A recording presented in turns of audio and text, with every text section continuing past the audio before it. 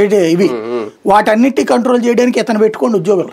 అదేదో సింగం సినిమా అనుకుంటా, సూర్య ఇలాంటి అతను తీసుకొచ్చి మొత్తం కథ ఇస్తాడు కదా, అతను మొత్తం డాటా ఇస్తాడు అంతే, ఎలా ట్రేస్ అవుతుందో అని.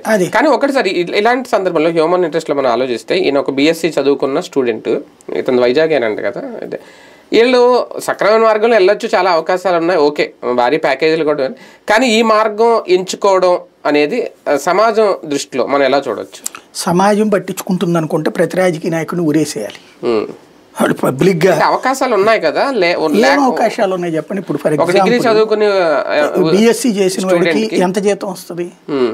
అతను BSc వరకే చదివాడు, వాళ్ళ నాన్న చాలా చిన్న ఉద్యోగం ఏదో, అతను కష్టపడి చేసినోడు ఏదో చెప్పారు, చిన్న ఉద్యోగం. అతనికి ఇతనికి ఏమి వీళ్ళకి మళ్ళీ పెద్ద యూనివర్సిటీలో చదివించలేదు, అతను ట్రిపుల్ ఐటీలు మామూలు BSc BAలు BComలు. ఇప్పుడు నేను ఈ జాబ్లోకి వచ్చినాడు BCom, తర్వాత MA చేశాను, లేకపోతే PhD చేశాను, లేకపోతే లా చేశాను, అయిన తర్వాత నా చదువులో నుంచి నేను చేసిన ఉద్యోగాల సంపాదన వల్ల ఇతనికి అది లేదు.